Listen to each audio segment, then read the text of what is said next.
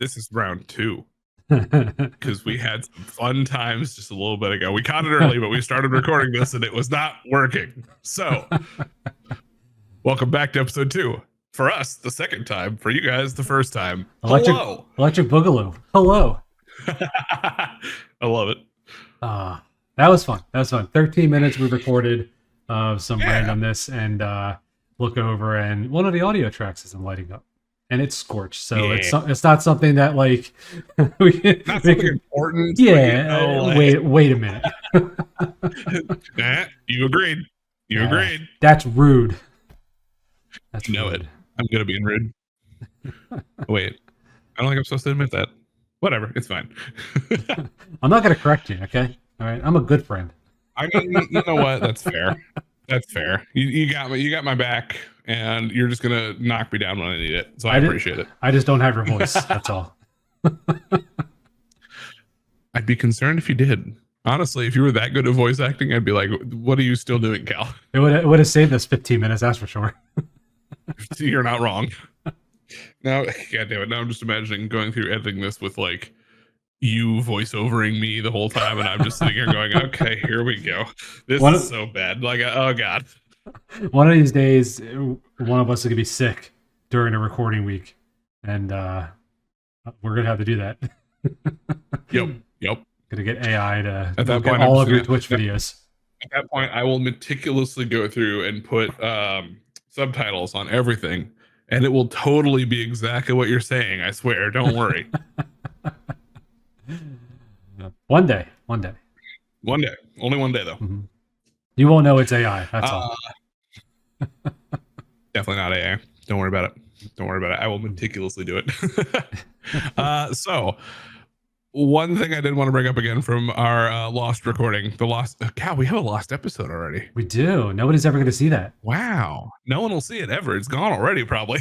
I might actually turn that into a short. Like that point where we find out. You know what? That's fair. We'll look for that a little later tonight. Yeah. Look for a blooper reel. Yeah. No, I was gonna say thanks for everybody for so far for what you've been doing. The shorts have been going really well. We're up at 23 subscribers already. A lot. That's a lot. Yeah. For a channel that started a month ago with nothing. I expected 2. That's a lot. You and me. Yeah, right. Maybe a couple more from the Twitch days, but not much. But yeah, no, things have been doing really well over here on the short side. All because of you guys. So thank you. I saw one of them get up to over 1,000 views. Incredible. Yeah. Wonder. Was that day 9? I think it was of the pack pulling, the ripping. Day 12 did. Day 9 did. Day 13 got within about 7 views of it. My man. So yeah, y'all have been insane, and I love it. Scorch's been putting in work. Scorch has been trying. It's there's been a few days where Scorch is struggling to get one out, but we got it. We have not missed a day yet. I know pulling packs must be so hard. Oh, it's so hard, man. You have no idea. My fingers have no idea how hard it is, man. I'm at well, as of recording this today, we're at 17 days straight. Nice. By the time it gets to you guys, it'll be more than that. So yeah. I just recorded some yard work that I was doing. Yes, I'm excited for this. Yeah. So some cleanup work. I think the transformation stuff kind of looks pretty satisfying. But I plan to do more construction stuff and yard work, and maybe strapping a GoPro on and taking you guys along for the rides and stuff that I do. If you're interested in that stuff, let me know in the comments. That way I don't waste a bunch of time. Right. And just in general, if you guys have things you want to see us do, feel free to let us know. Yeah. We have a couple things we're working on, a couple things coming down the pipeline we're going to try and work out, but we're flying by the seat of our pants here. And I'm going to be honest with you. My butt don't have wings. It just don't work that way. You need Red Bull. So it's not going well. Dang it, you're right. Dang it. I have Ghost again. Does that count? That just make it transparent. All right, I'm invisible now. Editor, do some opacity stuff there. Editor, excuse you. That's me. Why'd you get Italian there for Yeah. like a half second? Because it's a me, Mario. And we're getting copyrighted. Yeah. Yahoo! And that's all we got time for. See you next month. And that's how we get canceled by Nintendo. Congratulations. Hey, we made it 2 episodes. You know what? That's more than I expected. You're right. Yeah, you're right. It's better than we could have ever hoped for, honestly. Yeah. It's been a good run, everybody. This is Scorch signing out. Deuces.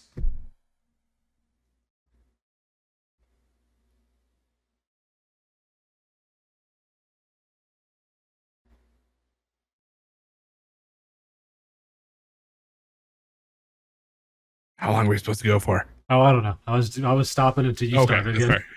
That's fair. God dang, we are way too random together. What do you mean? None of this was planned. You're right. That's the important part, though. And I want to just clarify that everything that just happened in this take did not happen in the last take. So. Oh no, this is completely original. This is completely different.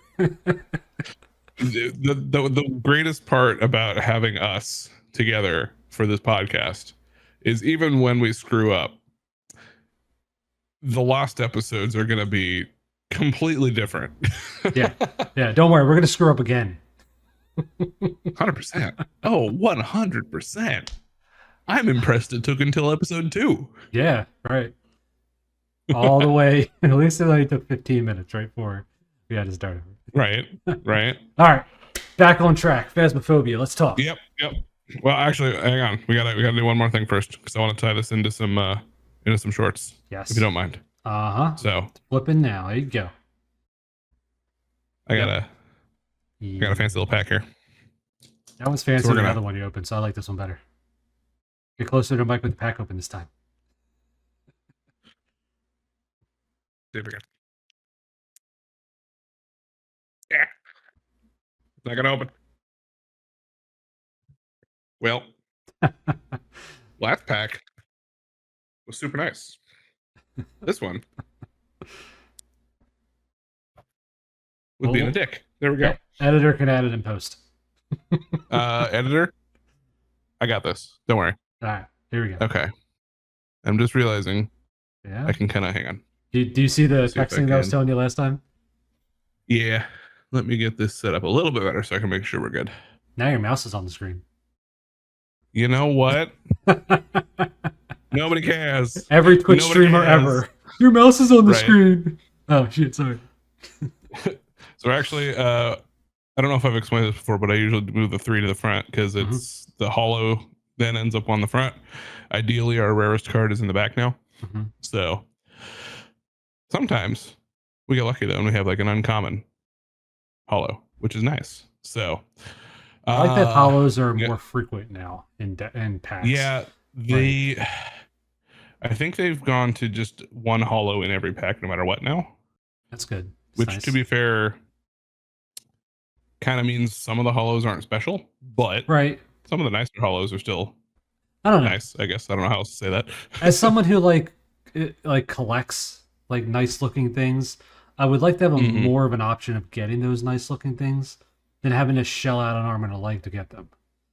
100%. And I think Pokemon does that too, where like you can get multiple hollows in each pack now, right? Like I think I believe from what the little bit of Pokemon I've opened, I think it's usually there's one reverse hollow and there's one slot for one guaranteed spot for a reverse hollow, one guaranteed spot for either a hollow or an illustration rare or something like that.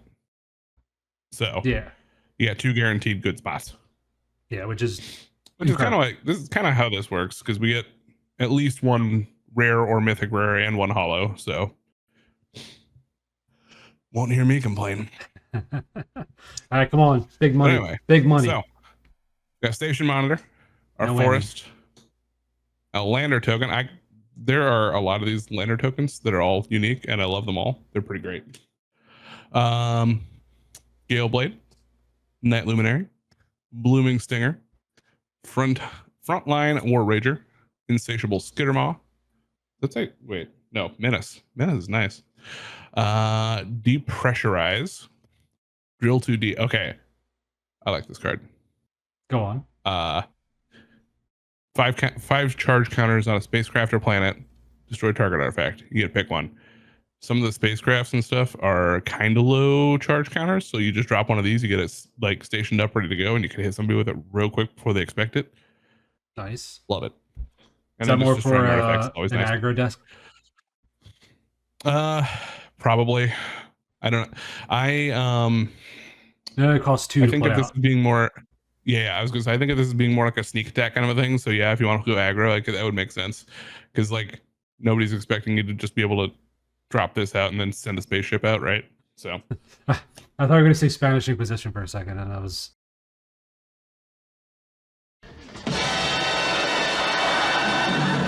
Nobody expects the Spanish Inquisition. No one expects the Spanish Inquisition. No one. I wish I had thought of that. Wilson Adepts. So this one's our first uncommon. Tapestry Warden. Oh. I legitimately don't think I've ever gotten this card yet. That's fun. Cal, can you say that name for me? I can't even read it. I can't see the text. Can you see it now? Menon. Menon. Menon. Timeline Color. And our last one, Biotech Specialist.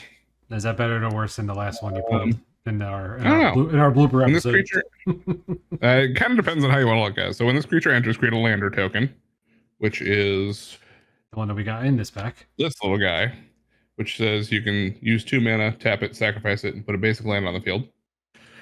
And whenever you sacrifice an artifact, this creature deals 2 damage to target opponent. Oh, so you're making a lander token.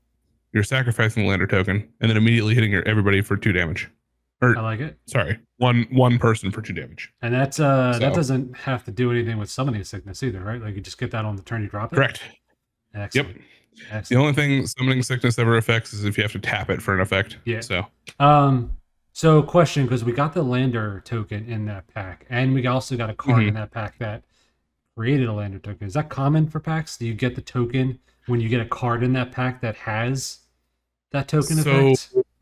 They, especially in this set, they're making sure they have tokens in the sets more. They were doing art cards and stuff like that, which I like. The art cards, kind of sad to have seen those go, but like in general, they're trying to make sure they have tokens in each pack.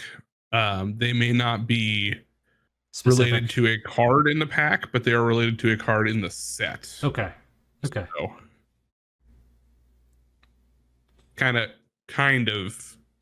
close to what you're getting at, but not quite where they want it. So yeah, I don't remember seeing a lot of tokens in the previous sets. At least when I was playing them. I was gonna say they used to have them. I think they were just a lot less common. Like they weren't in every pack like they are now. I know in a card shop around me, it's no longer there. It shut down maybe during COVID. Probably it shut down. It wasn't like the biggest place. The part that made that card shop money wasn't the buying and selling of the cards. It's the 30 people that would show up every Monday night for drafts and tournaments and stuff like that. And that's how they're making Friday Night Magic and all that. Mm-hmm. Yep. Yep. So to not be able to go kind of, that's implodes their business, which is unfortunate, but yeah. I remember having a lot of there were packs of just tokens. Like you could go there and buy, they would have like a pack, you could buy like 50 tokens for like $5 or something like that. And they would just, you pick whatever ones you want and they would sell them to you.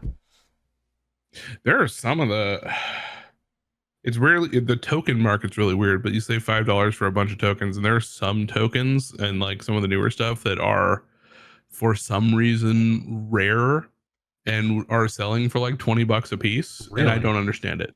I don't understand that either. There's not very many of them, but there are a few from like I think like Outlaws of Thunder Junction or something. One of the newer ish sets had some tokens that were like $15 earlier. I can understand there was like a limited edition from like one of the really old sets. I'm talking about like Zendikar days. This was this is a token from like 2024. No, not a chance. Sorry. I don't understand it. I'll print it.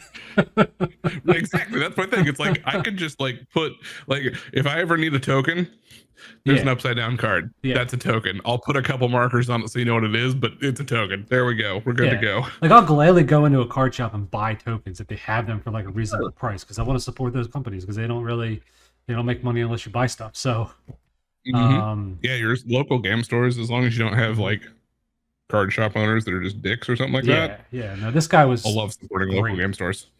Like if you walked in, like if you were just like if you lost your job or something like that and showed up on a Friday night just to like hang out with people but not play, like he will like give you packs to join in.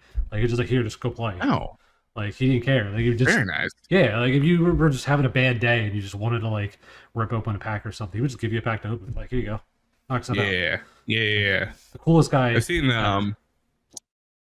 I wish I could remember where it was. I remember watching a short on YouTube for a game shop owner who did pack battles. Do you know what those are?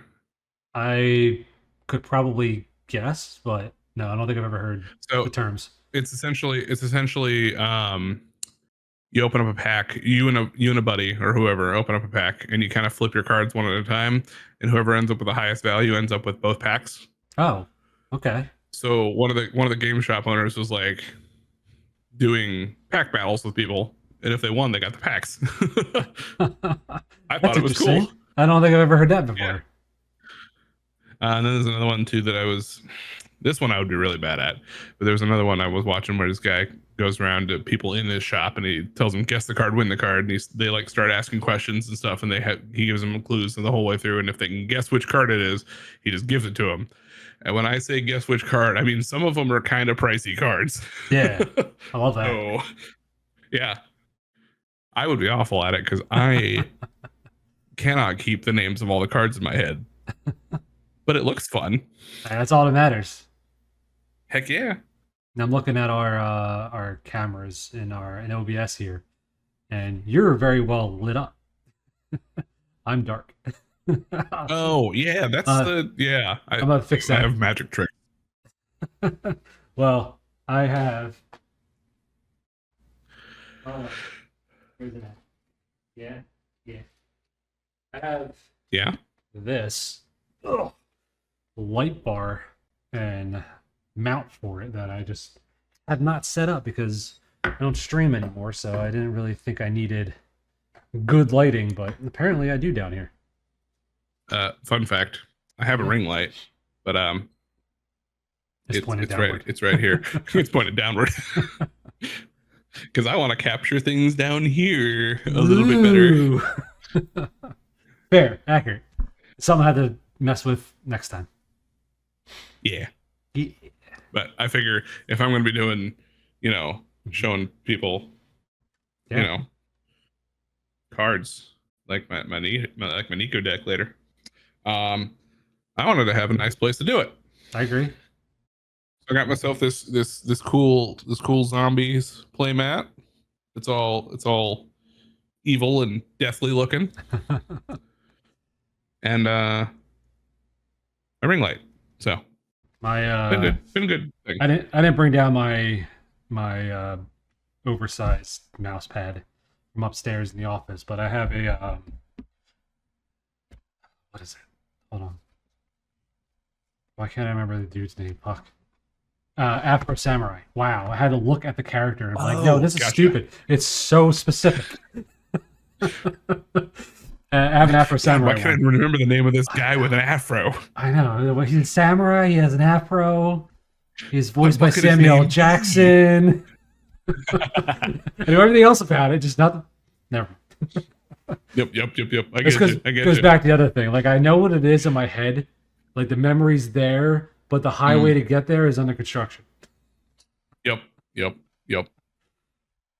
Callbacks to the Lost episode, I think. Yep. Yep. It's all accurate. You'll never see it. No, that's actually not true. They could hear your side of that conversation. That's true. It'd be less interesting, though. Just not mine. It'd be a third interesting than what it normally would be. Third. It's just some senile Italian guy talking to himself while somebody else just nods and smiles. Let's go. And this one is also now copyrighted. Yeah. All right. So let's hop into more of our ready to go topics. How's that? Yeah. And I am ready to go right now. Whoa. So anybody who's kind of been around from my Twitch days, you kind of know I have a thing for horror, which first off, I just want to say it's kind of weird. Before I started the Thriller Thursday stuff, you want to know how many horror games I'd ever like played to completion? Like 2 ever. And then I found out I really liked them on stream, so I kind of kept playing them. I don't know why. You had the audience for it. Like Thriller Thursday was like what people showed up for, like religiously. You're right. It's a good segment. Yeah. If I ever go back to streaming, that will be the first thing coming back, let me tell you. Resident Evil speedruns. But no. Resident Evil speedruns. We did Little Nightmares 1 and 2. The don't eat your friends phrase came about. From Little Nightmares, actually. Yeah. It was a good time. Great time. Hands down. But so after I stopped streaming, I kind of got into Phasmophobia with a few buddies. So I've been kind of following this one for probably about a year now, but they're putting some new stuff out, including this Grafton Farmhouse rework here and a new map called Nils Diner. Kind of excited for those. So Grafton Farmhouse is one of the, it's been around since pretty early in the game, like before they really got a following, I think. So it's one of them that had a bunch of like, just, I don't want to say cheap assets, but like store-bought kind of flipped assets kind of a thing, right? Like the free asset store that like Epic Games and the Unity engine or whatever, and you just use assets, right? That's why, from what I understood, that's why there's several games that actually have areas that kind of look similar to some of the Phasmophobia stuff, because it's just like the same assets. So what they've been doing is kind of going back through and reworking some of the old maps, and that's what this Grafton Farmhouse one is. So they went through and changed it from just like a generic farmhouse into this like really kind of spooky looking abandoned. Yeah, it's I wonder if there's, hang on. Grafton. These companies are overcharging for your auto insurance. Oh, that's not Grafton Farmers Market. It's not what I meant to click. Wait, is that a real place? I guess. Rework. Phasmophobia. There you go. I want the originals if they got them. I was lit up for a second because of the blinding flashbang of the the light mode. Yeah. So there's, just go to the wiki here. Is there before and after? I'm hoping there's at least before. Go away. You're not going to load anything, are you? Oh, here we go. So like this is what the Grafton Farmhouse looks like currently. And this is that same exact area in the rework. Ooh, that looks so much better, dude. Yeah. So it's really cool. I wonder if I'm trying to see if they've got like the dining room. Oh yeah. There you go. So like this is the dining room. Okay. And this is the new dining room. Now is a hole in the ceiling there in the Yep. Okay. No, none of it. Like it's a very well, like the whole place is pretty well put together in the original. And like it looks good, don't get me wrong. Right, but it looks nothing like the new stuff. Because like all this is really cool. You didn't have a comparison before. Like this was the thing that existed. Exactly. So cool. But now you see what it could look like in the future, in that future coming whenever the Just patch drops, but like. And I wonder if, hang on. So they had, I like this. I like the new direction that they're going with this specifically. yes. So let me see if I don't know if I'm going to have any good tub sticking out of the ceiling. Oh, I didn't even notice that was a tub. Yeah, that's great. They had another one they actually just reworked that's been out for a little while now, called Bleasdale. And I don't know if I'm going to have any of the original pictures of this one because it's been updated for a while now. Gotcha. But they took it the opposite direction. Because the problem was Bleasdale and Grafton used to look very similar. Okay. Just with like slightly different floor plans. So they took Bleasdale and moved it into a more like refined look. So it's like this really like nice southern farmhouse looking kind of thing, right? And it looks really nice, and I love it, and it's also very, very cool. But they took the other one in the completely opposite rundown direction. This place looks like it's been abandoned for years. It's really cool. I love the aesthetic. I would love, like, I love when developers do this. They take things and they're like, well, this could be better, and then do the better thing. Mm-hmm. Yeah, I have so far no complaints with this. Because I will say one thing they did pretty good about with the Bleasdale rework too. The map was almost the exact same layout. It was just a very reworked visual. So when they go to this one, it's going to be a very familiar map. You're going to kind of know what you're getting into. I can already see there's like a little bit of a difference here. Like there's used to be some stuff here under the stairs in the original. But for the most part, the rooms are going to be laid out the same. It's going to be a very familiar feel, just with a very dark and foreboding atmosphere. Yeah. So I love it. I'm excited. As of recording this, it's supposed to be out in 2 days. So by the time this is out, you guys should have it live already if you're interested. I'll be honest, if anybody wants to play, I'm always open. But hit him up in the DMs. Hit me up. But yeah, so they have that.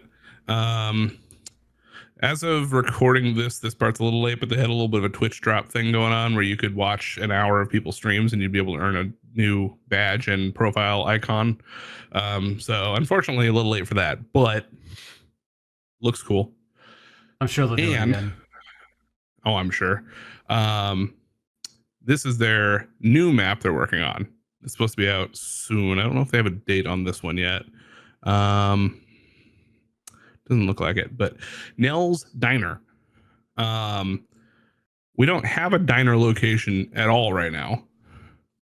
And I think, while not as like absolutely creepy as the other one, really cool idea, because so far they've just basically had houses, they have one prison, and they have one sanitarium.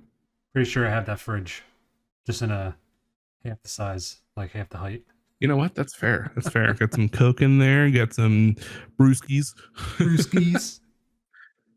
But yeah, I'm excited for this one too, for like very different reasons. It's fun having a ghost hunting game where you can go around and try and figure out what the ghost is and all that kind of fun stuff. But like the setting can make a very big difference. It can make it feel very different to me. So it's kind of fun to be able to change it up occasionally and go different places. I'm very curious to see where they're going to go now that they've got like a diner aesthetic. I don't know where they'll take that in the future, if they'll have other weird stuff going on, but I love it. Yeah. I love when they're like actually go and do different locations rather than just because I saw you pull up the first one, the Grafton farmhouse.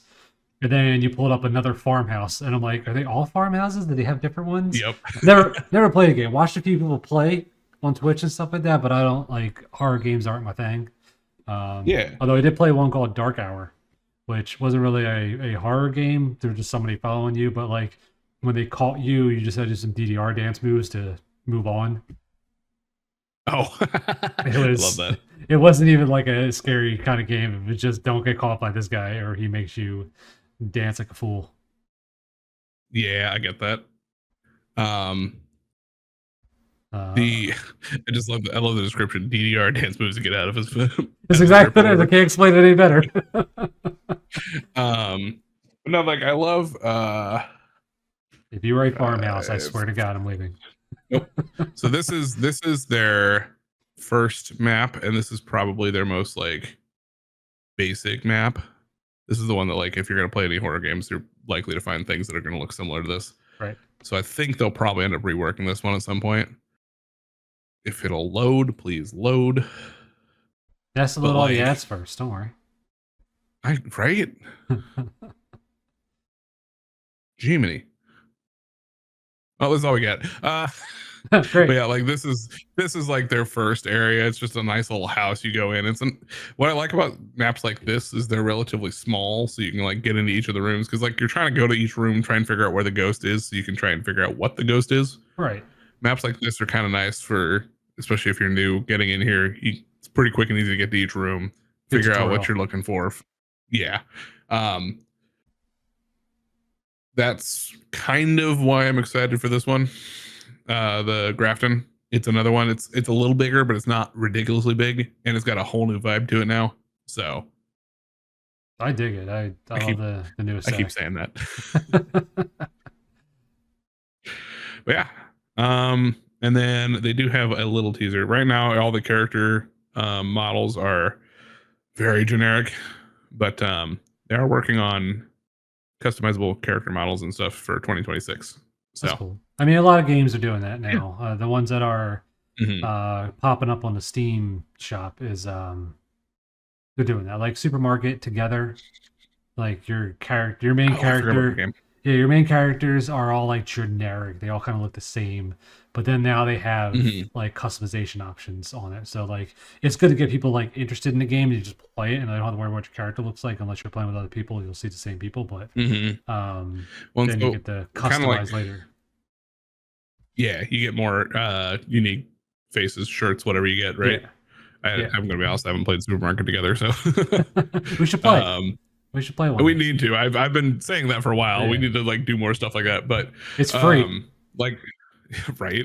Oh, is it really? Wait. Huh. Supermarket Together is free. Supermarket Together is free. There's a supermarket simulator game that's not free, but Supermarket Together is free to play. Good to know. Yeah. What I was gonna say was that the only customization they have right now are these name badges and profiles. Okay. So right now, this is the only kind of thing you can unlock. It would be kind of fun to see jackets, shoes, hats, all that kind of stuff that you could unlock for characters. Am I misremembering where did Dead by Daylight kind of have that same thing where the only thing that you had to unlock for a little while was nameplates when you're in a lobby? I don't remember for sure. Yeah. I never played Dead by Daylight like much, and the bit I have played was just recent, so a lot of that was probably already out. If anyone knows, I do know. Let me know. Yeah, let us know in the comments. Also, I think like what you're saying sounds right, because I know a lot of like the early game before they had all the DLCs and stuff was just like a few survivors and some monsters. Yeah, it's so very. It wouldn't surprise me if that was the case. I don't want to say bare bones, but it was very like, compared to now. Yeah, there wasn't a lot of options back then. Exactly, and it's the same thing. Like Phasmophobia has been doing the same kind of thing as far as like used to just be one house and you had like a basic flashlight and stuff like that, and they've kind of been adding on to it since then. So that's all I got for this. Long story short, I am excited for what they're putting out. I'm hoping by the time this airs, I've already gotten in to give it a shot, and I'm excited for it. So yeah, can't wait to hear your synopsis on it.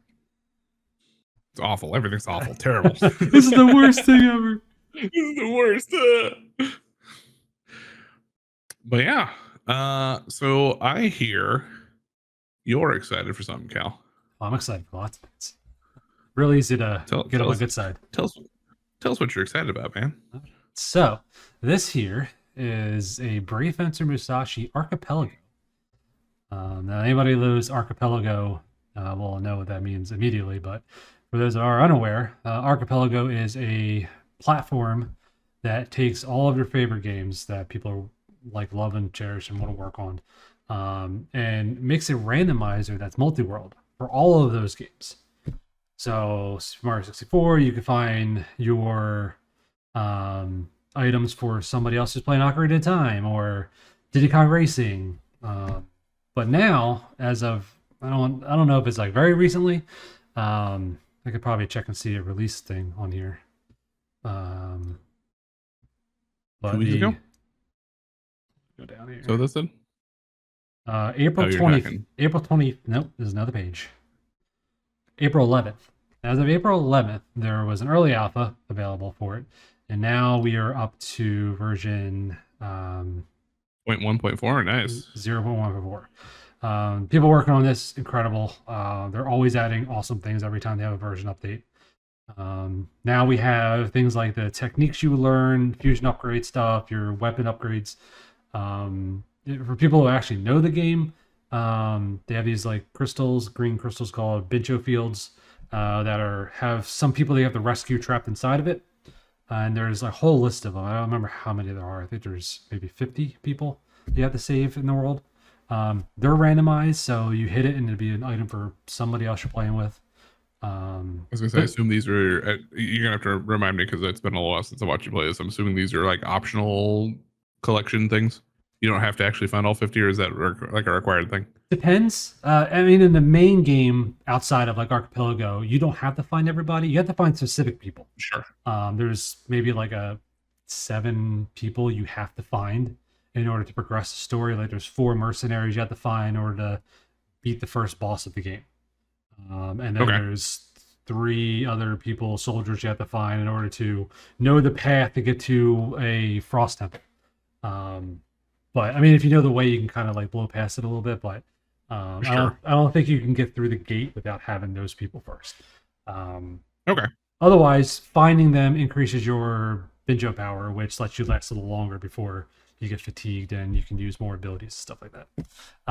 Those 2 last a little longer. Yeah, you know what I'm talking about. Okay. So cool stuff like that. Everything's kind of randomized already. They've added a lot of shop stuff. So at the very beginning, when I was playtesting this on a couple of archipelagos ago, maybe a few weeks back, maybe closer to a month at this point. Oh God, time just flies. It was a lot of. We need to accept that. I don't want to accept it, but I will. I don't want to either, but we're old. It felt like a lot of shop sanity stuff. Like if you play Ocarina of Time, Majora's Mask, like the shop sanity where you have to go into the shops to spend rupees and stuff. You have to like farm money and spend it in these shops to get most of your checks. But that's only the nature of the game because there's like 6 shops, and I don't want to say 6. There's probably like 4 shops in the game where you can buy stuff. There's a restaurant, there's a bakery, there's a grocery, and then there's a toy shop. So yeah, can I get the I want that boomerang for it's on sale. Yes, sir, coming right up. Let me just pull it out of the oven. Hey, it's gone. It wasn't for you. It's gone. It wasn't for you. It was from some other guy you're playing with.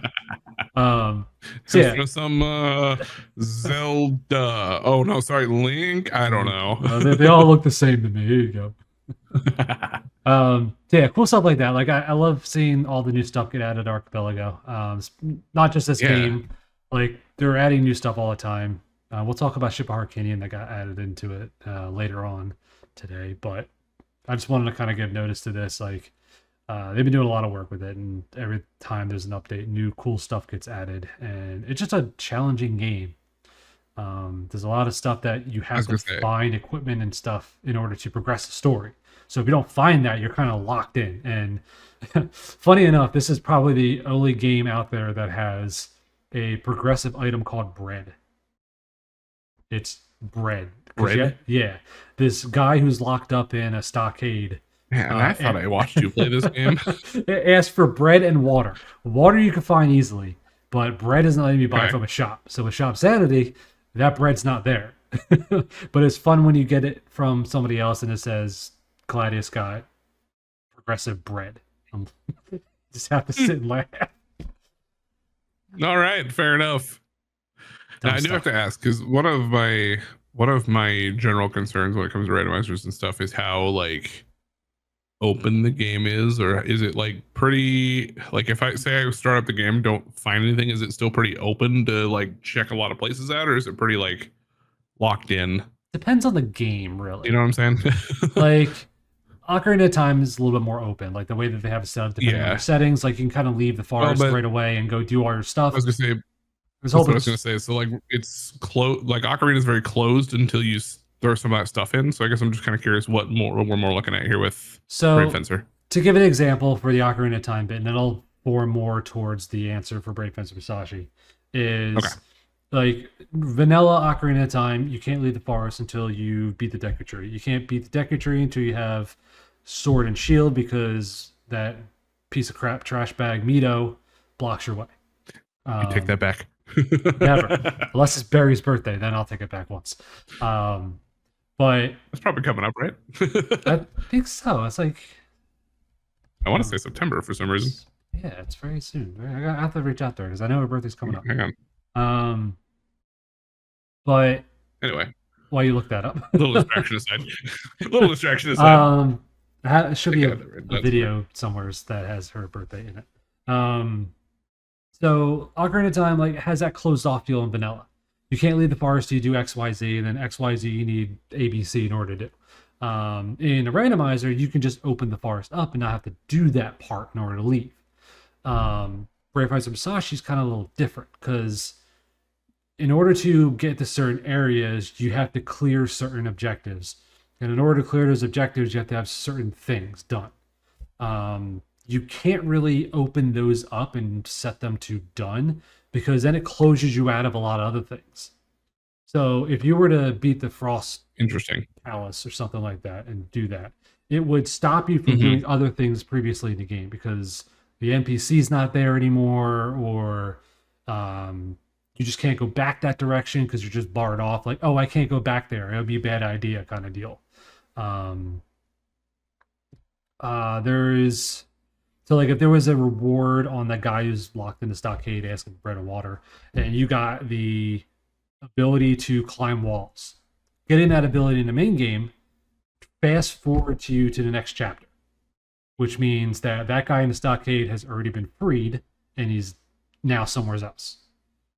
So to open that game up is a little harder than it is for Ocarina of Time. Like just a couple flags you can set in Ocarina. Got it. Makes sense. You can still do everything else. There would probably be a bunch of flags you'd have to like unlink somehow essentially then. Yeah. And to be fair, like games that have a decomp already done, like Ocarina of Time, Majora's Mask, Star Fox, Mario Kart, Super Mario 64, they already have decompiled source code done.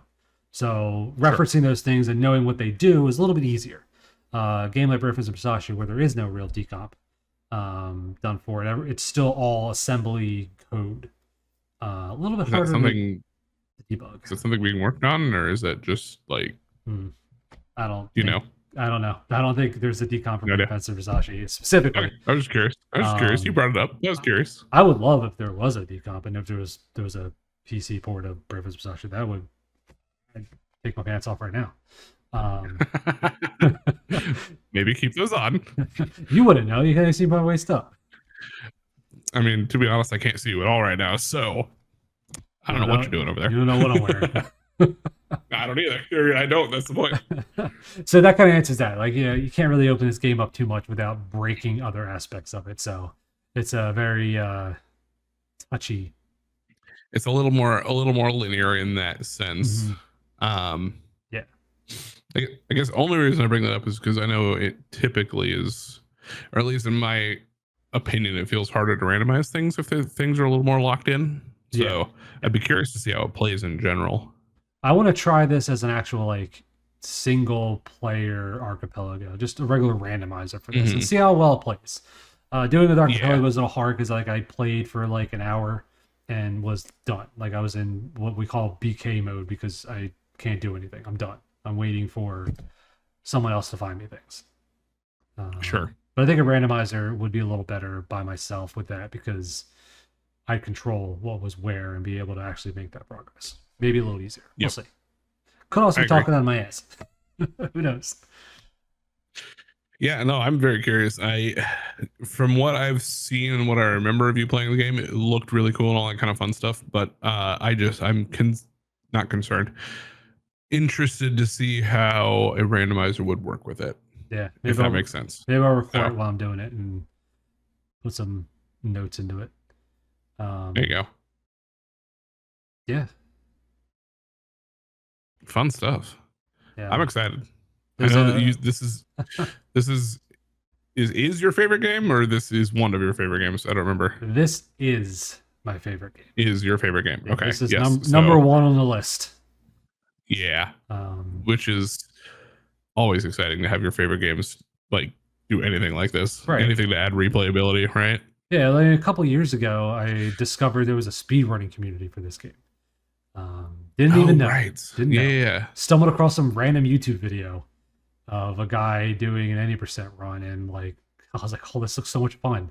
And proceeded to do a Twitch stream of 6 hours of me trying to learn one glitch, and it would just be trying to climb this wall. And I was like, this is harder than it was fun. That's what counted. Yeah. Fun for me. I was the one doing it, but I don't know how people watching it was like, is he gonna move on? I mean, I'll be honest. I'll be honest. I didn't know what the heck you were doing, but I had fun with it.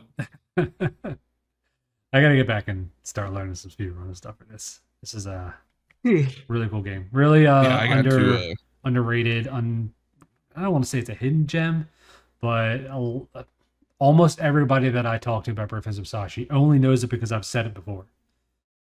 So. Oh, I see. Yeah, I get you. Yeah, it's one I want to say I had seen it around before, but never enough to be like, oh, I know what that is. Yeah.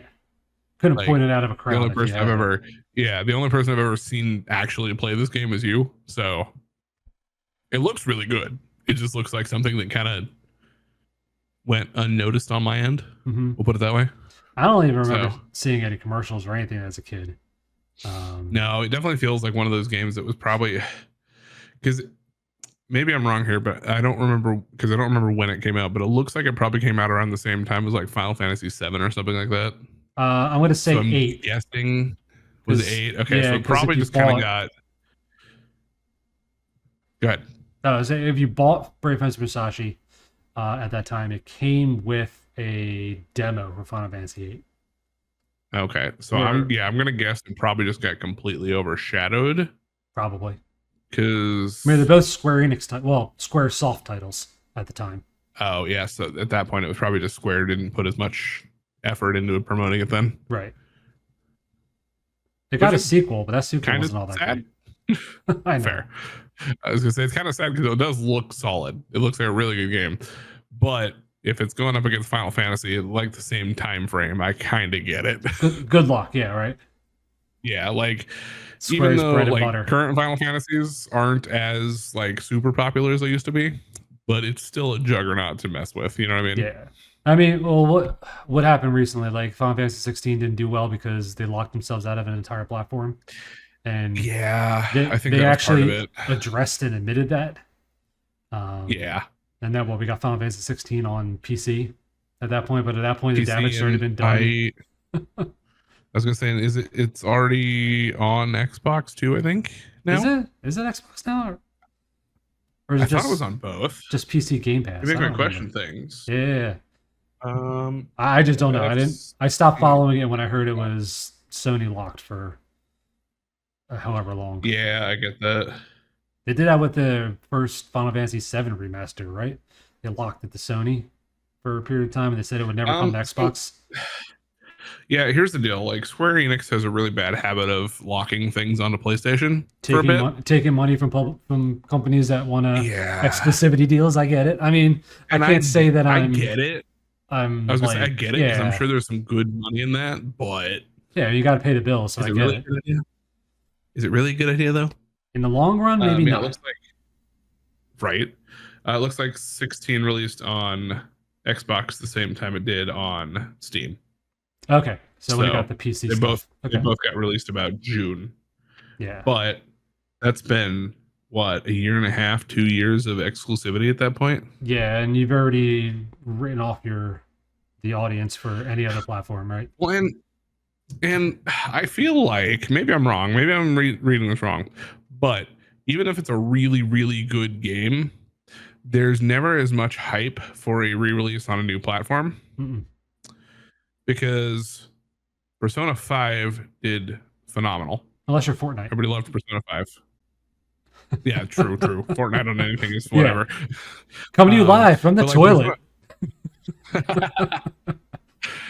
Where was I going? Oh, Persona 5 did really good on PlayStation and everybody loved it. Blah, blah, blah, blah.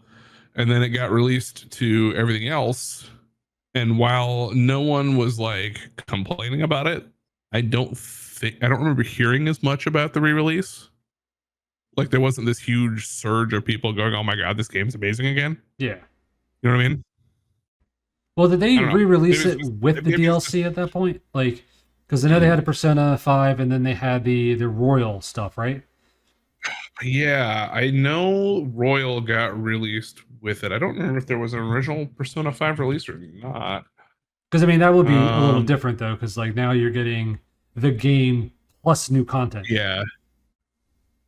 Yeah, I don't think. Yeah, they might have just released it with Persona 5 Royal. So now I'm curious. Well, this came out. Oh my god, October 22. When did Royal actually release? When did you do your? It gets worse. When did you do your week-long stream of this? What year was that?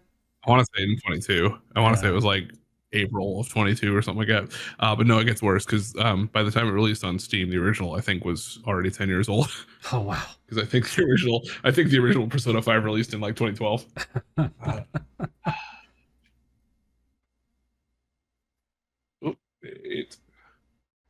Yeah, so by the time it released on Steam, it had been out on PlayStation for 3 years. Oh wow! Okay. So yeah. When was the original? Now I'm curious. Persona 5. Yeah, Persona 5, the original Persona 5 release was September 15th of 2016. So it's almost 10 years old. Jesus. We're old. Yeah. And I'm still waiting on Persona 6. It's okay. They haven't given it to me yet. Persona 6, Grand Theft Auto 6, Fallout. That one's actually 5. so soon, right? Dude, I don't know. Maybe?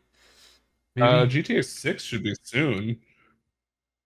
May 26th of next year. Okay. I mean, that's not soon, but it's sooner than it has been for. Yeah. It's however long it's been in progress, development. Maybe 7 months away? No, about 7 months. Well, they really milked the crap out of GTA 5. That thing definitely made them money. Oh yeah, don't get me wrong. I understand it. Their online service was actually pretty dang good. Yeah. I was not going to spend all the money for all that stuff though. No, not me. I played some heists with some buddies when those released, and I was good. I didn't need the rest of it. I already bought the game 3 times. What more do you want from me? I had it on. I think I bought it once. What did I have? I know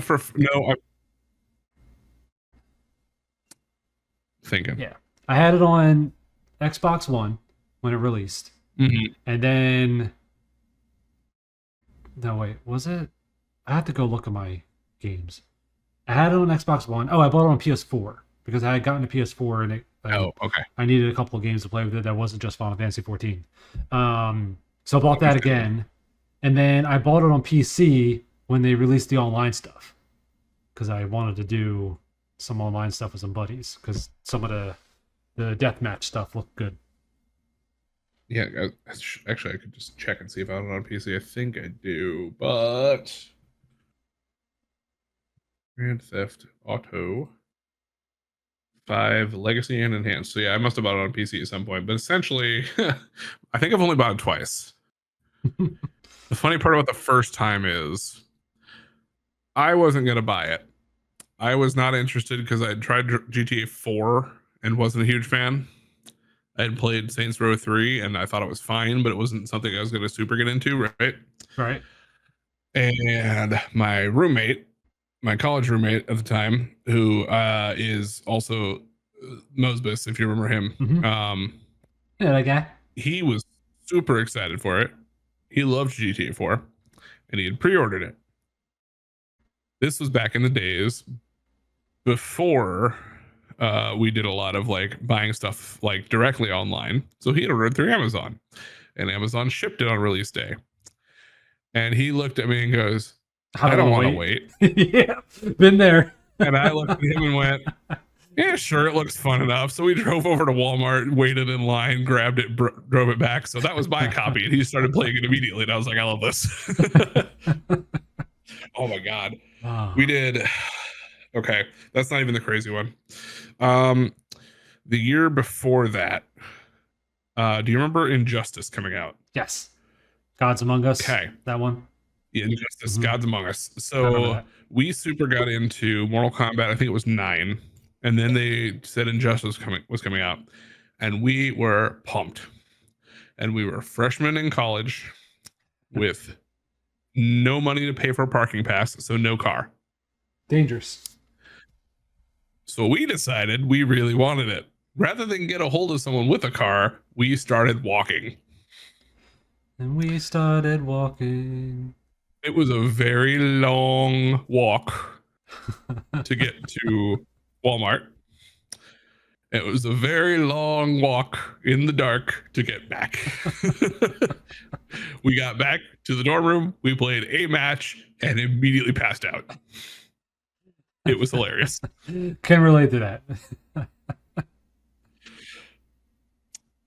Probably not our smartest move, but it was fun. I think that was a Halo 3 launch for me. We stayed up till midnight to get it, and then we hung out at the game store and played some games with people.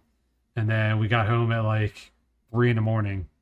and played one match and fell asleep with the controllers on. Yep, that checks out. I miss being young, Cal. Simpler times. Simpler times. Simpler times. Back in the days when I could skip college classes and only feel slightly bad about it. Well, okay. We've taken our trip down memory lane. And we'll do it again. Why don't we take our trip down imagination lane with some tabletop RPGs? So just as kind of a baseline here, tabletop RPGs typically incorporate everything from like your D&D stuff through all sorts of other systems. So it's kind of just your generic term if you didn't know that already. So I wanted to just talk about my current system of choice, Pathfinder 2nd edition, which is a load of fun, and me and my friends play it every single week. So just to kind of give you a quick rundown, it's kind of like D&D, very, very similar. Settings and stuff are about the same. However, it's a very much more, I'm going to say it because everyone says it, crunchy system. I don't know how else to describe it beyond that, but it's a very, the website's not loading very well. No, it's very polished. I say crunchy in that there's more to the rules than D&D. Okay. So D&D 5th edition especially has I'm not going to say a problem because some people like it, but in my opinion, it's kind of a problem where not everything you want to do is laid out in the rules. So let's say you got a player who wants to start crafting something. It might give you some generic stuff like, oh, you probably want to have your DM will probably want you to roll this, or this kind of thing, right? But it's not going to be ever super specific on it because it kind of wants you to be a little more open about it. Okay. Pathfinder has rules for everything. Very locked down. Yes. Now, from table to table, you're going to have people that can play, or people that want to run the game differently, right? So it might end up being a little more loose at one table as opposed to another. But the nice thing about running Pathfinder is if anybody has a question, hey, I don't know how to do this, hey, I want to do this, blah, blah, blah, you can probably find something for it that'll tell you exactly how to do it. I mean, so that's helpful when you're just starting out. I can see that. Like, yeah, when I first did D&D for the very first time in my life, and this was probably like I don't know, I may have been 19, 20 years old when my first D&D session. Very late to the game. So like everyone that I was playing Don't with, worry, my first one was at like 16, 17, so I wasn't too much further behind. I don't feel that bad then. But yeah. like you get it though, like everyone had already been playing for years and already knew everything and knew how to do all this stuff, and all the like the unwritten rules, as you say, were already like well established for people. Like, oh, you can't do this or you can't do that, but it's not written anywhere. You just can't do it. Just the way we play. So it was really hard to get into D&D so late, because you weren't like in that group of people who were playing it all the time. You were just there trying to learn. But I would have appreciated this back then. Yes. There's a lot of people that are very jaded by Pathfinder, because of Pathfinder First Edition. Myself included. I'm going to be honest with you. I played Pathfinder First Edition, thought it was a good system, but it was a bit much to kind of like wrap your head around, because there were so many options. There were entire like trees of feats you could take that would do different things, but you had to take one before you could take another, and blah blah blah blah blah. And then you had like 50 different bonuses you could get from 50 different effects from other party members, from yourself, and all this kind of stuff. It kind of got the nickname of Mathfinder because you'd just be adding everything all the time, and it was so many different numbers thrown around. I love their second edition for so many reasons, including the fact that it is a super well balanced, oiled machine now. Because all the characters, all the monsters, all that kind of stuff play by the same rules. So there's only like 3 types of bonuses you can have. You can't have like 50 of each of those types. You only get the highest of each one, and blah blah blah. It kind of cuts down on all the like different numbers you're adding up, if that makes sense. Yeah. And it's a lot of fun. They took all the feats that were like massive trees and stuff like that and kind of just simplified it all and said, okay, so like, yeah. So instead of like, oh, I have to take this feat. Oop, hitting stuff now. You have to take this feat to get this feat to this feat. I'm going to keep hitting stuff now, apparently. Instead, it's just like, okay, you're a monk. At level 1, you have this list of things you can pick from. At level 3, you have this list of things, but you could also take some of the old things if you want to, and blah, blah, blah. And occasionally there's one that's like, oh, if you haven't taken this level 1 feat, you can't take this level 3. But it's like 1 or 2 things, you know what I mean? Yeah. I like that already. Yeah, I like how customizable and how accessible this version of the game is, while still not being ridiculously restrictive, or what else am I trying to say, without being too loose. Like, it fits a good happy middle ground for me. Now, part of why I don't Yeah, finish. My question doesn't have a stop. Part of why good. That's fine. I don't know why good. Part of why I don't like 5th edition as much anymore is because you end up with a bunch of like, you have 3 barbarians in the party. You're all doing the same thing, right? And if you're lost and don't know what's going on, your DM might not be able to find something. They just have to make something up on the spot. Pathfinder, I could have 3, 4, 5, whatever, level 1 dwarvish barbarians that have all taken slightly different feats, and they're all going to feel slightly different. And then from there, it just branches out and goes even more insane. And then your DM has to find something. They can just punch in some words, find it in no time at all, and have everything. Because fun part about this is they have an Archives of Nethys website that has literally every single rule in the game for free. Glad I let you keep going, because you've already just answered the question I was going to ask. I was going to ask if this is all like book only, or did it actually have like an interface? About Pathfinder. That's the nice thing about Pathfinder is there are books. You can buy the books. I have books. Like, I'm going to show one off here in a little bit. But All of this is completely free. If I want to go in here to Archives of Nethys, I can go, okay, I want to make a character. I'm going to see what kind of like races, they call them ancestries, there are. Oh, look, I've got dwarf, gnome, goblin, orcs, all this kind of stuff. And I can click in here and I can go find all the information I'd want about it, all the different stat points, all that. And I go, okay, that's cool. What about different classes? I can go in here.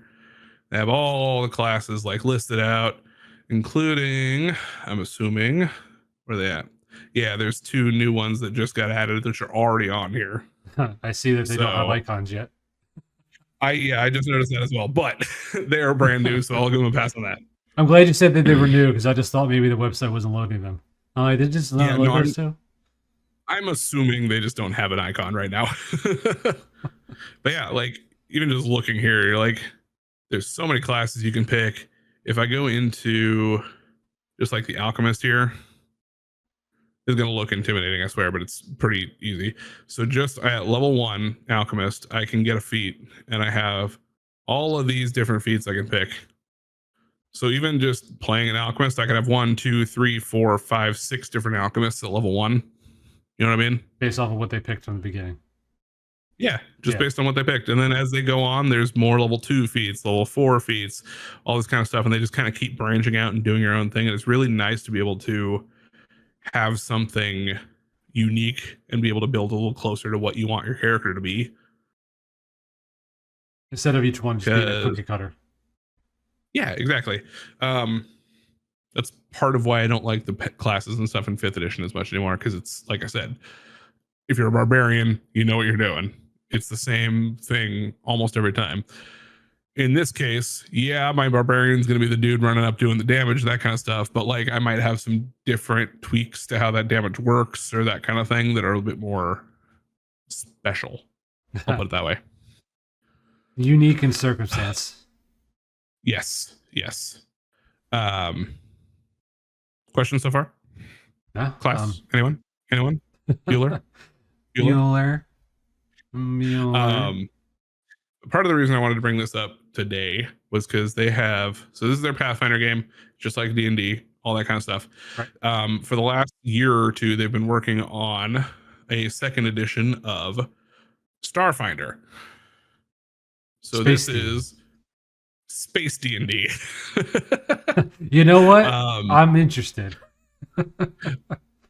But like, this one's really cool because it's very sci-fi based instead of like high fantasy.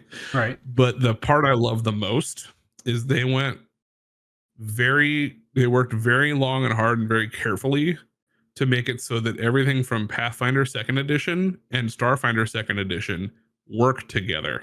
Is that Splinter on the left there? Kinda, yeah. I thought it was really cool that they were like, hey, we have all of these classes and races and stuff from Starfinder that we're building. We're going to make it so you can bring those in over Pathfinder. And we're going to make it so if you want to play a barbarian in Starfinder, you can play barbarian in Starfinder. You know what I mean? How does that work, though? Do they get access to like specific things that work in this rule set, or they just released this book. I don't know. I'm going to be honest with you. So they just released this book and I haven't had a chance to like really read through it yet. So I'm not positive how it works, but they were very, very specific when they were building it that they wanted everything to be able to work together. Okay. So I haven't had the chance to play this yet outside of, we did a little bit of play testing on it when they were first like working on it. But from what we had, it was pretty dang good. I wonder if blank character sheets. Oh, that's cool. Also, this is gonna look very intimidating as well, I'm sure. But it's I've seen these before. I think once you get used to it, these are pretty nice, actually. What was it? Roll20? Yeah, had some of the stuff built in. Yep, Roll20 is a really popular one for online D&D. Yeah. Let me see here. Outside of, yeah, so literally as far as like skills here are concerned, this is the only one that's not in Pathfinder already. The computer skill here. So It looks like they probably did a pretty good job as far as just making it 1-to-1. And I'm willing to bet. Yeah, so if I picked a Pathfinder class, I'd have to look. Sorry, just a second. Pathfinder character sheet. Can I get the Paizo one, please? Very specific. Paizo's the company. And now it's not going to load. Oh, here. We're going to... This works. Nope. Well, Reddit, hello. We got there. Acrobatics, arcana, crafting, deception. I think... Athletics. Deception. Yeah, it looks like they just added the computer skill in here. So while it probably wouldn't be ideal, typically when you're building a character in Pathfinder, it gives you a couple of skills you can just pick. Yeah. So if we were building a barbarian or a fighter or something, you could probably just pick computers instead. So as far as that part's concerned, it would probably work in pretty well. It's funny in a 1800s barbarian. Yeah, I know how to use Excel. Right. Yes, I can work all of it into an Excel spreadsheet. Do not worry. Yeah, I am excited to get my hands on this one. We're not going to be planning on playing this one for a little while because we have an ongoing campaign right now. But as soon as I get my hands on it, I'll let you know and kind of let you know how it feels. But I'm excited. It looks fun. I like Starfinder. How is the Saturday campaign going? You do Saturday nights, right? Yes, every Saturday night we have a campaign. Good. We just finished a Moses is running it for us right now. We just finished a session where we got our shit rocked again. Sounds like Moses. Yeah. Let's put it this way. He decided that we were doing our thing to try and stop a god from being summoned, and I think we were too slow. So we're gonna have to see what happens now. The god was already there when he showed up. No, but it was kind of okay. Where you been? It's been 3 weeks. There's so much going into this. Long story short, there was a cult of the god of torture that was like screwing this town up essentially, but like everybody there was in on it and they were cool with it. So they were trying to summon the god. Is it a fetish? And we were trying to kill. Just part of it probably. Whoa. But we were trying to kill the dude that was going to essentially be the vessel. And we killed him, and then the god just kind of like popped up out of him anyway. So what a waste. Bad times all around. We were too slow. I hope you like torture, because here goes. Yup. And now it's scary.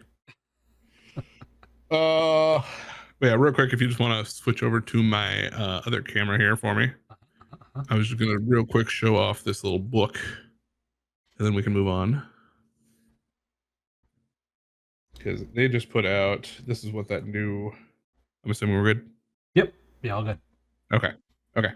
This is the new book they just put out. It was a battle cry. It's got those 2 new classes in it I was talking about, and I like how... I like that art. So yeah, all the art, first off, is really, really cool. I really do like their art direction and everything, and they're really consistent with it too. But I like how... yeah, so like as you're kind of like reading through on the side here, they have this like sidebar to kind of tell you where you're at in the book. And I love that it'll just kind of like highlight as you're going along, kind of like a web page or something would. Oh, cool. You know what I mean? Just to kind of show you where you're at as you're kind of going through, and it opens up when it gets, I got to the archetypes, and there's all the archetypes in there, kind of a thing. But yeah, I figured I'd show off that they do have physical books. They are really cool, really nice to have. I mean, just for the art alone, even if you use the website for everything else, just seeing the artwork and the only thing, I think if I remember correctly, the only thing they don't put on the website is like world building lore. Like they don't put their own like homebrew lore stuff into it, if that makes sense. Like for Golarion is what the world is called. They don't put that on the website, but like a lot of people don't use that stuff anyway. Fair. Like a lot of people running campaigns make their own worlds anyway. So if you're planning on doing that on your own, you have all the rules already. So yeah, this is just kind of, it's a lot of text. If you're like kind of don't know what you're looking at, it can feel like a lot. But like I said, this kind of leads into they really locked down, in my opinion, like a good chunk of rules that make it feel like you always know what you have to do without making it too ridiculously restrictive. So this has been my TED Talk on Pathfinder. And that's the second edition, not the first. Yes, Pathfinder second edition. Yes. Do you have the first edition? So I don't own it, but I think King does, my roommate. I'm pretty sure it's still up on our shelves. Ready for burning? Ready for burning. No, it's a good, and I know I kind of shit talk first edition. It is a good system, but it was made to be essentially a replacement to D&D third edition. Okay. And there's just a lot going on. It's just very hard to keep track of everything, whereas second edition feels a little bit more pared down, ready to go. That's good. That's good. If that makes sense. I mean, they definitely wanted to make sure it was all encompassing. They didn't want to miss things from what they were trying to replace, because then they would have just been like, well, why would I do this when you're missing all this?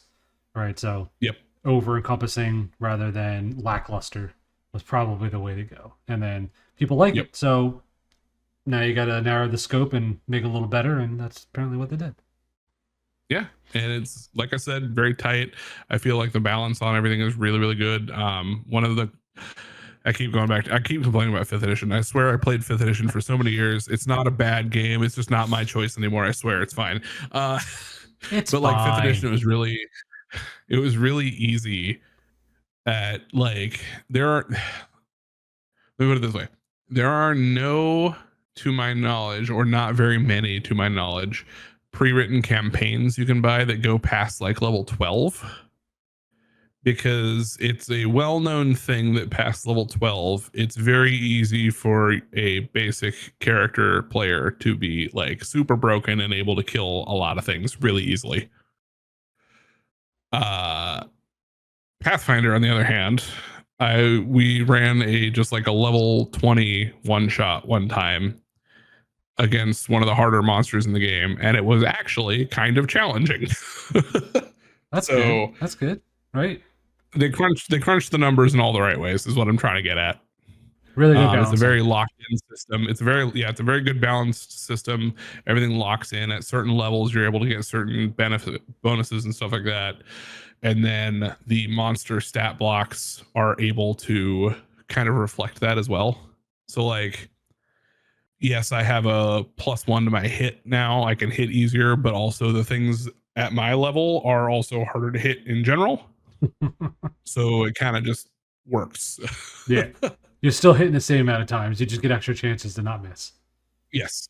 And it also helps because then like you go back, if you fight something that's like a lower level, like you get a couple of goblins thrown at you later, you feel like you've leveled up because you're doing a lot more damage than you used to. But you got to fight something your level and it's still a challenge. Yeah. So. They have the health to back it up. Exactly. But yeah, that's my fun times. Nice. You'll have to let me know, Cal and or people leaving comments. If you ever want to hear stuff like this again, I can always talk about our D&D exploits or whatever we want to. But I will probably be keeping you guys updated on new rule books and all that kind of stuff because I find it super fun. Love it. If you ever want to break down or something too, I could also do that. Yeah, and maybe one of these times we can do a short little D&D session and post it. You know what? I'd be down.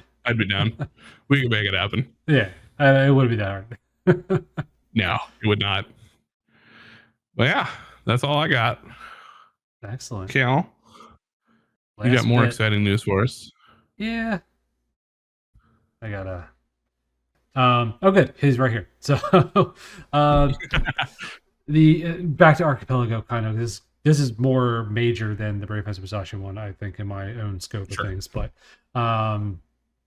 Ship Harkinian got added into Archipelago recently, thanks to Amanus, to Computer Nerd, Germ, and just a few other people that are have a hand in this. So Amanus or anybody, if you're checking this video out and you want to post the list of people that were responsible for this down in the comments, I'd appreciate that, and then I can make sure that they're well represented. Yeah, we'll make sure everybody gets some credit. Yeah.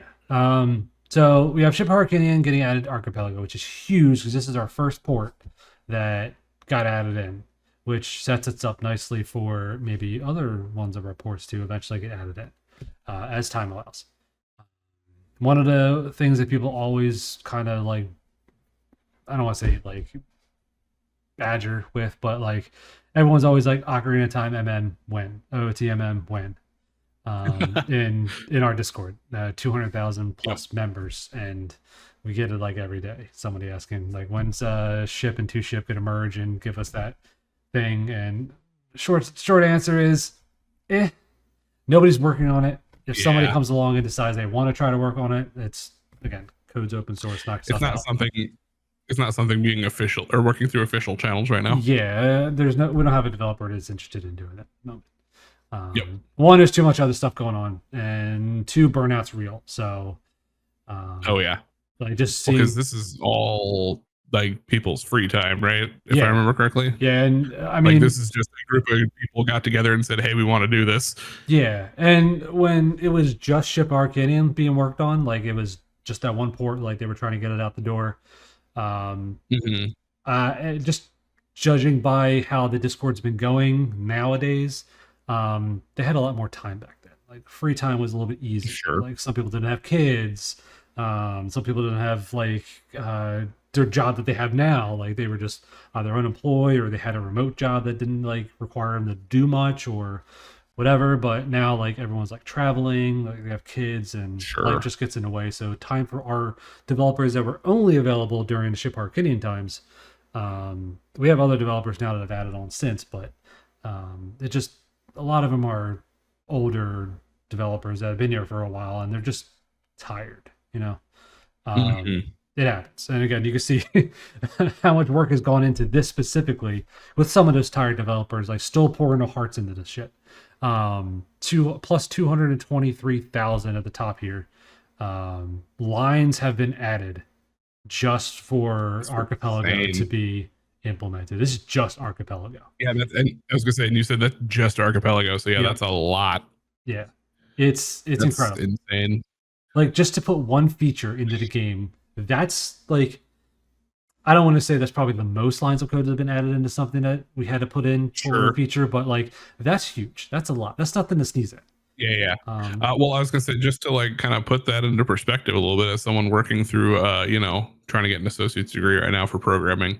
I know I'm still early on things, but I think the biggest program I've written was probably 200 lines. So take that times 100,000 and I'm almost there. Yeah, if you're getting into I'm no expert. I have no degree or any real world knowledge other than working on these ports. No. You have real world knowledge.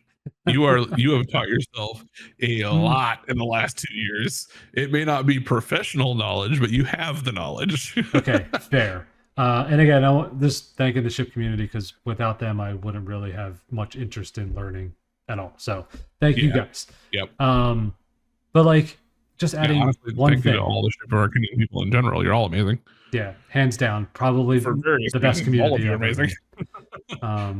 Best community that I've ever had the pleasure of being a part of. There's just so much talent here. It's incredible. And just to show you that, we're in Archipelago now, which is huge. Again, it's no logic only, but I mean, the logic piece is being hashed out. And once that stuff's all in there and we have like a working model to pull from, I'm sure the other ones will come into play, which will be nice. Right. Yeah, this is exciting. As your Friday Night Rando co-host, this is something that I have been wanting to see for a very long time. Yeah. the few Archipelago runs we did with like the original like N64 randomizers and stuff were great, but That was our Ship of start. Harkinian is so much nicer in general. Having that on Archipelago is amazing. Like every time I look away and I come back and like there's something new being added, or if we and this is something that's kind of like a point of contention a lot for us is open up a new tab here, is the number of pull requests. Like it doesn't matter how many, like there we have a channel in our Discord for just GitHub activity. Like if something gets added, changed, issues get opened, things get closed, things get merged. There's like some record of it in our Discord. No matter how many times I see this got merged, this got merged, this got closed, merged, that number never goes down. Like it's down for like a day. I can imagine. And then it's back up to like 70 or 90. I think at one point it was down to 20. Like people were like just on top of everything. And it has never been that low since. It's just nonstop. People are just so excited to like add features to this or work on something or think about like doing this. There's always something to do.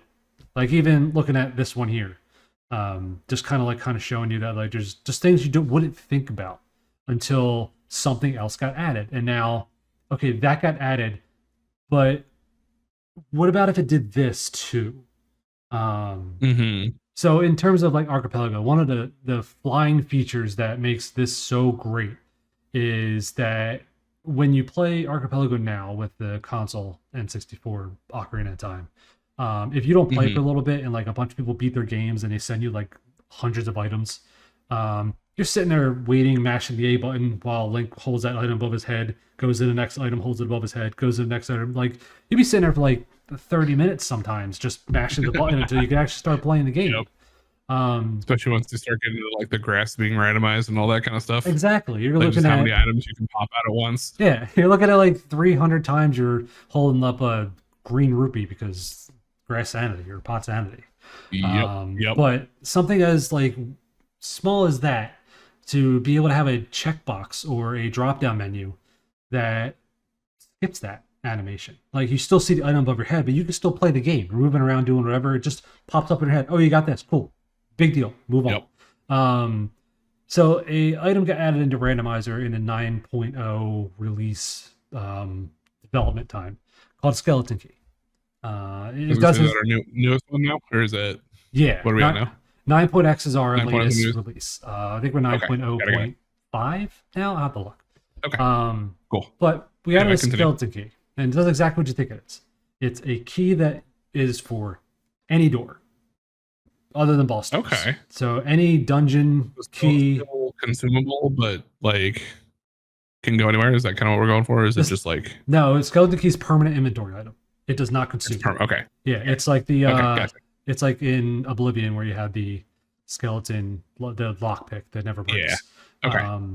Gotcha. It's that. It's you get one key, now you have a key for everything except boss doors.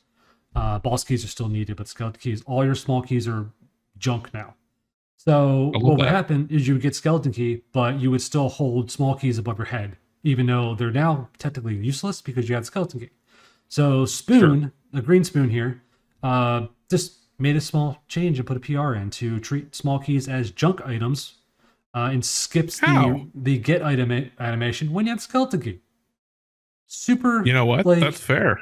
You wouldn't have needed that until the skeleton key got implemented. So like you add one thing and now there's 1 to like 3 other things that can be built on top of it. Yeah, that's really cool. Oh. I have not honestly played Ship in a very long time, so it's very cool to see some of that stuff here, or like hear about some of that stuff. The skeleton keys are a really cool idea for whoever came up with that one.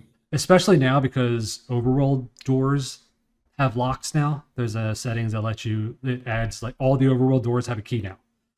There's a setting for that. So getting the skeleton key is huge in that matter too, because like there's so many more doors now. No kidding. Yeah, like you can go to Lowland Ranch and the 3 doors that are there locked until you find the keys. Like, dang, it's incredible the amount of stuff that is now being added. Like, I think some of this stuff that we're adding is just trying to like get up the parity with the console ports or the console rando. Sure, the console random. Yeah. But we have new stuff that like console doesn't have, which is great because we're finally at that point with Chip where we can show. You're not playing catch up anymore. It's let's see what we can do. We can be the original part. We can be the thing that like somebody else says, "Oh, that's awesome. We should port that." Like we've always been the thing that has to get added to the 64 version. yeah. Which I love to be able to say. Like I love to be able to say that we're at that point where we have so much stuff now that we needed a whole new menu to house it all because it was just so cluttered with all the options. You already have so many menus. Now we have this modern menu. It's really good though. Yeah, that Malk put together, Malkirian put together this whole modern menu that just looks incredible. Like it's so clean, so like next generation, and it holds all the Amanus will tell you option bloat that we have, but it's true. Like we have so many options that I'm sure a lot of people don't use, or there's options that we have that nobody uses, but it's still there. But like having those options is still fun and nice, if that makes sense. Yes. Like if you're not maintaining the code that goes with it. Yes, I was like, don't get me wrong, it is bloat, and I'm sure it's annoying to maintain. But for the general, like the one or two people that come along and say, I want to make it do this. Oh, look, there it is. It's nice. Yeah. I still get giddy when like someone sends me a message like, yo, this guy's using Rupee Dash. And I'm like, oh, that's awesome. I don't think anybody still used it. Very nice. I love that. So I forgot you made that one. I forgot about that. That was the first thing I ever added to ship. I think was a Rupee Dash. Yeah. I just wanted to have I was playing Sonic or something, and I was like, I just want to put this in ship. Like I want to put Supersonic in Zelda. Yeah. I think the original name for that mode was Supersonic mode, and then before it got pushed into release, they said, can we like make this a little bit more specific? And I'm like, oh yeah, it's not a problem. Makes sense. So, I mean, that's what kind of pulls into what I was saying about the pull request always being super high number because it's so easy to add stuff to the game now. Like, and now that we're at because you figure you come along, you have an idea, you want to make something. Somebody else comes along, they have an idea, they want to make something. There's like 50 people making things, and like what 12, 13? How many devs are on the team? I don't know how many. I don't know the exact number now. Like.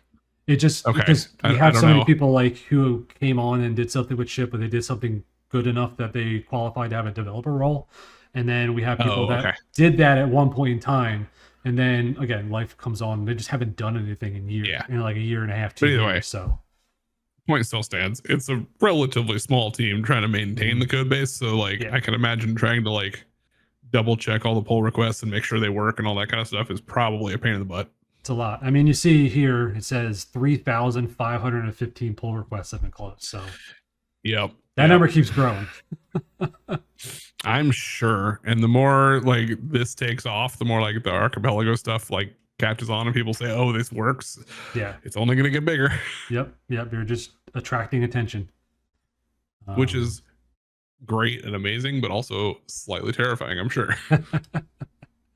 I mean, I'm really only doing the Discord administration work, so I'm not really doing much more than that. But the guys that are doing the development and the maintenance work for the actual game that's not true. You're making more pull requests for them to do. I was making work for them. That's true. And then when we were doing a randomizer for 2-ship, I went a little off the rails and did way more than I think Proxy would have allowed me to do.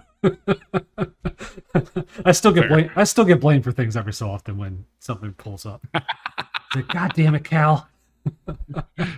I didn't touch that. Well, it's still your fault. Probably is. Even if I didn't touch it, I'm sure I had a hand in it somewhere. Just be the devil on somebody's shoulder. Hey, you should do this. Yeah. But the angel never shows up. Yep, exactly. He's on lunch break. He's like, where's he at? Oh yeah, this is exciting. I love it. Yeah, I'm very excited for Archipelago stuff to be starting to make its way to us. Because it's cool, like we have crowd control too, so you can do Archipelago with crowd control, and if all of your people that are doing Archipelago with you have Deathlink, and someone just kills Link and kill everybody who plays Archipelago. Oh. So it's got some potential for some shenanigans.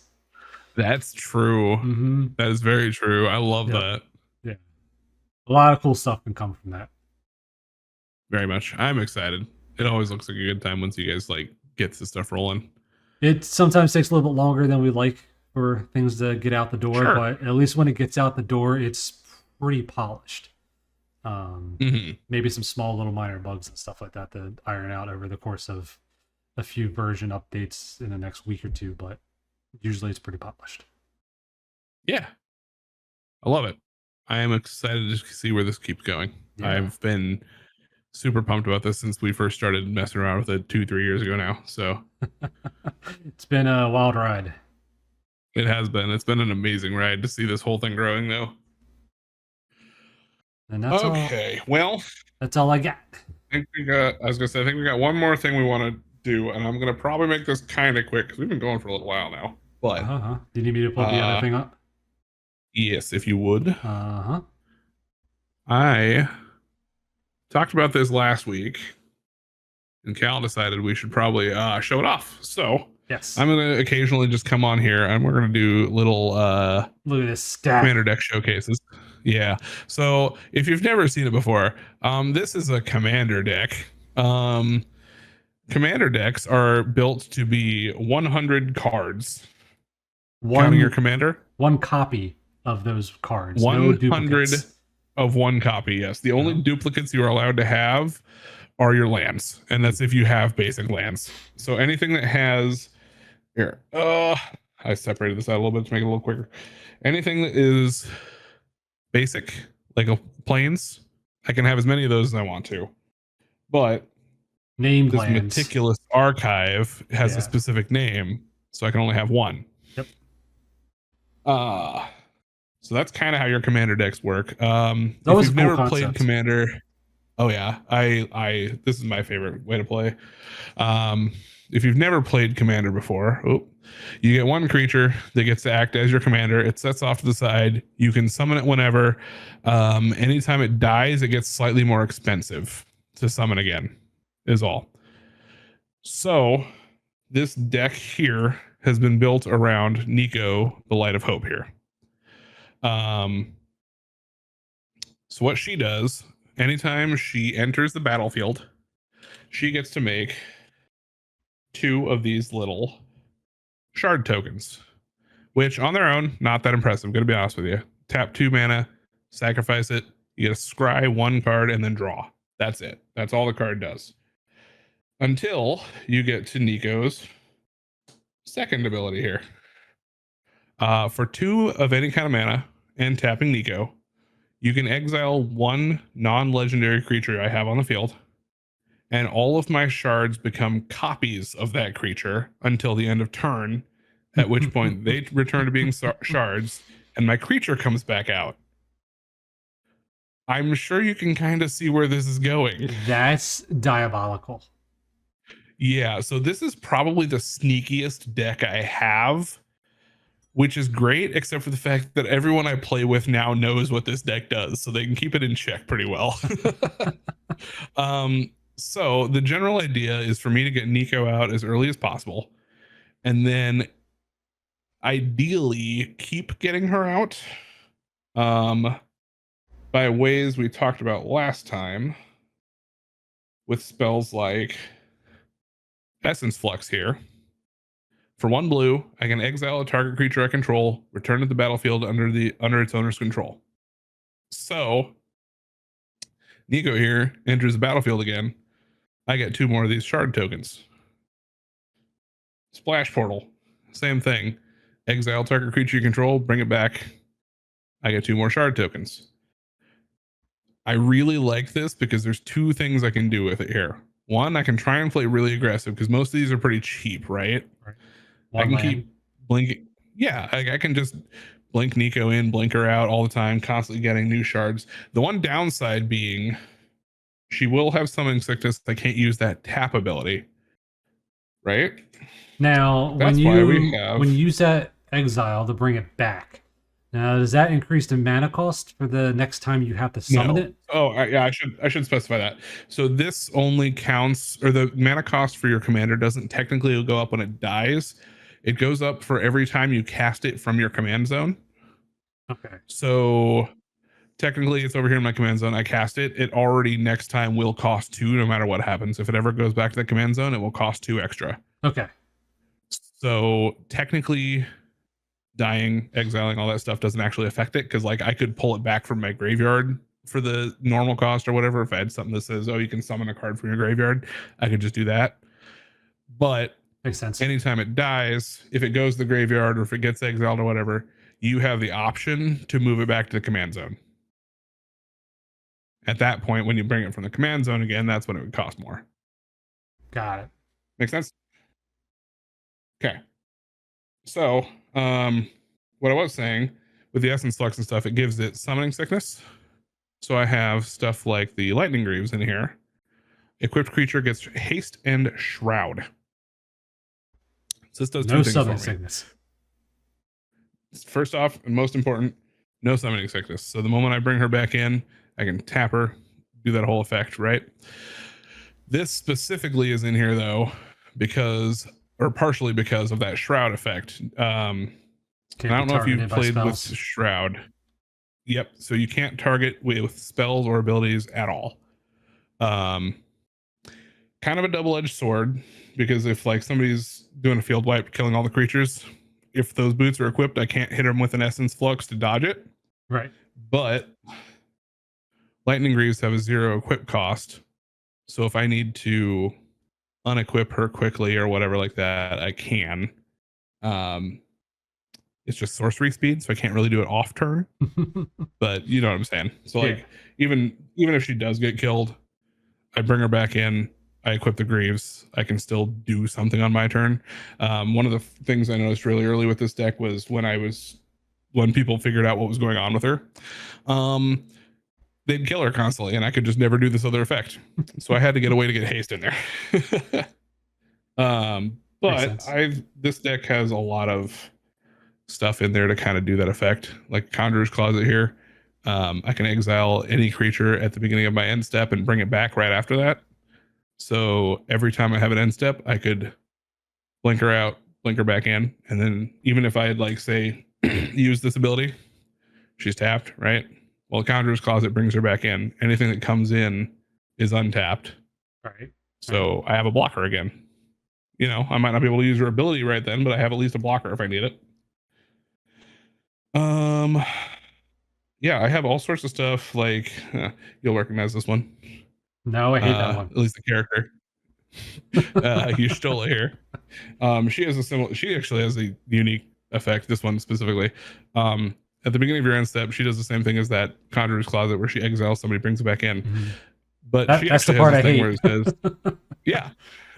But she actually has this thing that says, if it's your first end step of the turn, you take an additional end step after this. Wait a minute. Yep. So you can do it twice in one turn? So she can do it twice in one turn, yes. And if I have Conjurer's Closet out too, I could do that twice as well. So. Wow. Broken. It can be. So this is where this deck gets mean, in my opinion. So what I did was put a bunch of... There's a bunch of creatures in here that are kind of just, you know, big beefy boys. Like this guy's 5 power, 7 toughness, right? So if I use Nico on him, I just get like, say, 6 or 7 of these guys out on the field, and I can swing them all on that turn. That's a lot of damage. But I also got kind of mean with some of it. For instance, I have this grappling kraken here. So I can create, let's say, 6 copies. And then it has this landfall effect. This is whenever land enters, I can tap a creature an opponent controls and put a stun counter on it so it can't untap later. So if I use Nico's ability to get 6 of them and then play my land for turn, I got to tap 6 creatures and put 6 stun tokens out. Same thing with this Ruin Crab here. He has a landfall effect. Yeah, I love this. This is actually the Zendikar. This is the Zendikar Rising set, actually. It was another set after Zendikar. So when he enters and I do a landfall effect, each opponent would mill 3 cards. So they take cards from the top of their deck and put them straight to the library or graveyard. Yeah. Well, if I have 6 of him out, that's what, 6 times 3 on each player? 18. So Yeah, so each player would lose 18 off the top of their deck. Almost 1/5 of their entire deck gone. So yeah, that one I haven't gotten to pull some of these off because it is 100 individual cards, so you don't see all of these all the time. Yeah. But fun fact, I was going through getting set up for this and found out I accidentally had 2 of this card in here, so I had to fix that. Cheater. I know, right? I've been playing this deck for quite a while, but I hadn't noticed that part. But other stuff, so like this one's kind of fun. If I exile this one, it says whenever this attacks, creatures you control get +1/+1 until end of turn. Well, if I have 6 of them and all of them attack, all of them get +6/+6. This one just says it gets +1/+1, or whenever a land enters, creatures I control get +1/+1. So if I have 6 of them and I put 1 land out, all of them get +6/+6. These 2 both have power and toughness equal to the amount of creatures I have on the field. So yeah, I think you can kind of get where I'm going at when I say this deck can be very, very mean. Dangerous. Dangerous. If you just kind of let it go, nasty. It does have also one of my favorite field wipes in the game. You can cast this and you can choose to either destroy all tapped or all untapped creatures. It's very useful for you because I can usually, because I can determine if my creatures are tapped or untapped. I can do it before combat when mine are untapped, or I can do it after when they're all tapped, and I can destroy all the opponent's creatures, hopefully. Let's see. There was a couple others I really wanted to show off, though. This guy is really nice and plays into the whole, like, me exiling my commander constantly, because he gets more power whenever something is exiled. So even though it's coming back into play, I get a +1 on this guy constantly. And then on my end step, I can exile something. So it's really nice to play into that. And this card here holds a special place in my heart as being the first time that my friends found out this deck was sneaky. Because I had probably 12 shards out of the field and then exiled this, which says all other creatures that with flying get +1/+1. So I had like 12, 14, 15 creatures flying at everybody. And they said, that's not cool. That's cheating. They were like, oh no, I see what you're doing now. And that was the last time they played Magic the Gathering with you. The end. And then I'll wrap this up by saying there are actually, I don't know if you've ever played with Planeswalkers, but there are 2 of them in this deck. That was around the end of my Magic the Gathering time. That was about the same time I was quitting, so I wasn't sure if you had played with them or not. But I have 2 of them in here. The entire reason one of them is in here is because this is actually the same person as my commander here. Right. They are the same person, I swear. But like lore wise, at some point Nico loses her Planeswalker Spark, so then you get this version of Nico. So still counts. But yeah, it still counts, and they're different names technically, so I can have both in the same deck. The loophole. Exactly. But yeah, these guys are just built around, like this one says, exile a permanent you control, return to the battlefield. You can make the creatures unblockable, and you can get an emblem is just something that's permanently on the field after you get it. So whenever I cast a spell, I can exile a permanent. So just casting anything, I can exile an opponent's thing and get rid of it forever. Nico here makes more shards. It's pretty much her whole big deal. I'm going to be honest with you. This one's just kind of out here to make me more shards. But yeah, I mean, that's the whole point of your deck, is to have something that you could use shards on, right? If it's something that'll give me more shards without having to like exile my commander more often, right, I will take it. I love it. I love the diabolicalness. Sneaky tactics. Like I said, probably one of my sneakier decks. But it is really fun to play. And I'll be honest with you, probably the favorite deck I've built, which is saying something, because I have some fun decks, but some of them are just mean. This one's more like sneaky mean, I guess. So it's kind of still mean, but you get what I'm saying. Hey, I like it. I love it.